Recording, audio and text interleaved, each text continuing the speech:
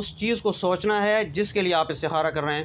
مثال کے طور پر آپ دکان ڈالنا چاہتے ہیں تو آپ دکان کا سوچیں، آپ رشتہ کرنا چاہتے ہیں تو آپ رشتے کا سوچیں، اگر آپ جاب چینج کرنا چاہتے ہیں، ایک جگہ میں آپ کی جاب ہے، دوسری جگہ میں اچھی تنخواہ مل رہی ہے، آپ وہاں جانا چاہتے ہیں، کنفیوز ہیں، آپ اللہ سے مشورہ کریں۔ اور بسم اللہ الرحمن الرحیم، السلام علیکم ورحمۃ اللہ وبرکاتہ۔ میں سلیم اللہ ربانی نقشبندی آپ سے مخاطب ہوں۔ استخارہ مسنون عمل ہے۔ اللہ کے نبی کریم صلی اللہ علیہ وسلم جب بھی کوئی اہم معاملہ فرماتے تو اللہ سے مشورہ کر لیا کرتے تھے اور استخارہ کی دعا پڑھا کرتے تھے۔ حضرت جابر بن عبداللہ رضی اللہ تعالیٰ عنہ بیان کرتے ہیں، اللہ کے نبی کریم صلی اللہ علیہ وسلم ہمیں استخارہ کی دعا اس طرح تعلیم فرمایا کرتے تھے جس طرح قرآن کی صورتیں اور قرآن کی آیات ہمیں سکھایا کرتے تھے۔ تو اس لیے آج ہم نے 3 چیزیں بیان کرنی ہیں یہاں پر۔ سب سے پہلے استخارہ کے معنی اور مفہوم بیان کرنا ہے، اس کے بعد دوسرے نمبر پہ وہ دعا جو اللہ کے نبی کریم صلی اللہ علیہ وسلم نے خود استخارہ کے لیے پڑھی اور صحابہ کو بھی سکھائی اور اس کی تعلیم دی، اور تیسرے نمبر پہ وہ مسنون طریقہ جو اللہ کے نبی کریم صلی اللہ علیہ وسلم نے استخارہ کے لیے صحابہ کو بتایا۔ سب سے پہلے استخارہ کا مفہوم اور معنی۔ تو استخارہ باب استفعال سے ہے، اس کے معنی ہے چاہنا، طلب کرنا اور مانگنا، یعنی یہ دعا کے زمرے میں آتا ہے۔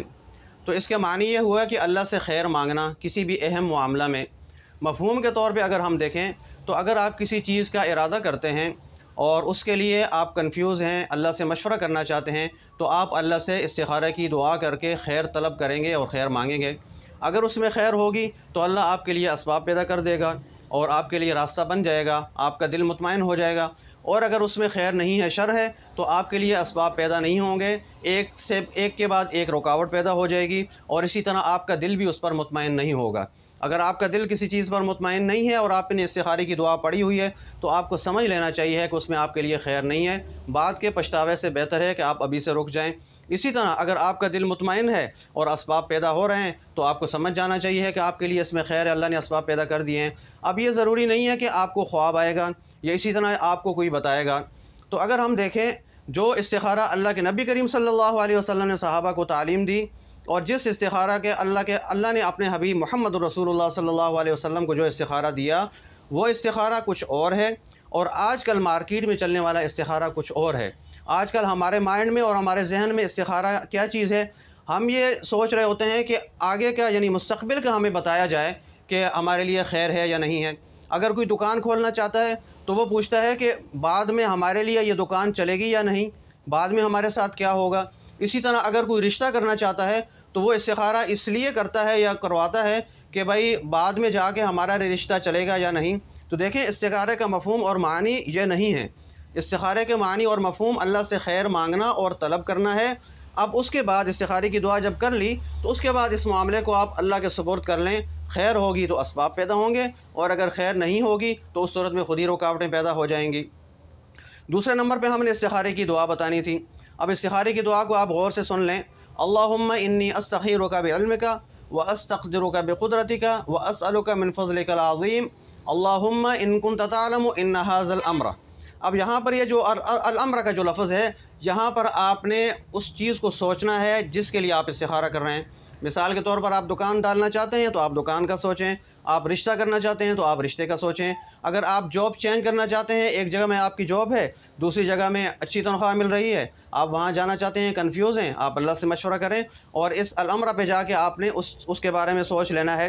اگر آپ کوئی سفر کرنا چاہتے ہیں تو آپ اس کے بارے میں یہاں پر سوچیں۔ اس کے بعد خیر لی فی دینی و معاشی وعاقبۃ امری فاقدرہ لی ویسرہ لی ثم بارک لی فی۔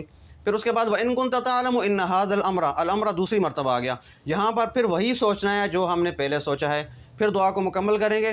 شر لی فی دینی و معاشی وعاقبۃ امری فاصرف عنی واصرفنی عنہ واقدر لی الخیر حیث کان ثم ارزنی بی۔ اس دعا کو ہم نے اس ویڈیو کا ڈسکرپشن میں لکھ دیا ہے اعراب کے ساتھ، یعنی زبر زیر پیش کے ساتھ لکھا ہے، آپ آسانی سے وہاں سے پڑھ سکتے ہیں۔ اسی طرح ہماری کتاب ہے حیات طیبہ، اس میں بھی بہت اہتمام کے ساتھ ہم نے تفصیل کے ساتھ استخارہ کو بیان کیا ہے۔ اگر آپ کو وہ چاہیے ہو تو آپ ہمیں میسج کر دیجئے گا، ہم آپ کو اس کا PDF بھی بھیج دیں گے، اس میں بھی آپ پڑھ سکتے ہیں۔ مسنون اذکار والی دعاؤں میں یہ دعا مل جاتی ہے عام طور پر، وہاں سے بھی آپ دیکھ کے پڑھ سکتے ہیں۔ تو استخارہ کی جو دعا اللہ کے نبی کریم صلی اللہ علیہ وسلم نے صحابہ کو سکھائی وہ یہ دعا ہے، اور آج کی یہ مجلس ہماری بہت ہی پر نور اور مبارک مجلس ہے، کیوں؟ ہم وہی عمل کر رہے ہیں اور وہی عمل دہرا رہے ہیں جو اللہ کے نبی کریم صلی اللہ علیہ وسلم اور صحابہ کیا کرتے تھے۔ اللہ کرے کہ یہ ہمارے لیے نجات کا ذریعہ بن جائے۔ اور تیسرے نمبر پہ استخارہ کا طریقہ، مسنون طریقہ جو اللہ کے نبی کریم صلی اللہ علیہ وسلم نے صحابہ کو بتایا۔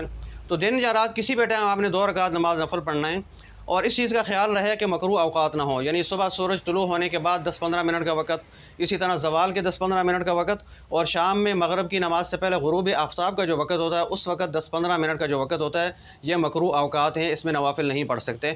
اس کے علاوہ کسی بھی ٹائم آپ 2 رکعت نماز نفل پڑھیں، اس کے بعد اس دعا کو پڑھیں۔ یہ ضروری نہیں ہے کہ آپ کو خواب میں کچھ آئے گا، بلکہ آپ نے دعا کر لینی ہے اور پھر اس کے بعد اس معاملے کو اللہ کے سپرد کر دینا ہے۔ تو اصل استخارہ جو اللہ کے نبی کریم صلی اللہ علیہ وسلم صحابہ کو بتاتے تھے وہ یہ ہے، اس لیے ہمارے مائنڈ میں اگر کوئی اور استخارہ ہے تو اس کو ہم نے نکالنا ہے، اس غلط فہمی کو ختم کرنا ہے۔ اللہ تعالیٰ عمل کی توفیق عطا فرمائے۔ اب دعا کی طرف چلتے ہیں۔ دعا ہے اللہ رب العزت ہمیں نیک اعمال کرنے کی توفیق عطا فرمائے، اور تمام اعمال جو مسنون ہیں اللہ کے نبی کریم صلی اللہ علیہ وسلم نے بتائے ہیں، قرآن و احادیث کی روشنی میں ہمیں زندگی گزارنے کی توفیق عطا فرمائے۔ آمین ثم آمین۔ والسلام علیکم ورحمۃ اللہ وبرکاتہ۔ خوش رہیں، ذکر کرتے رہیں، اللہ کی حفظ و امان میں رہیں۔ جزاک اللہ خیراً۔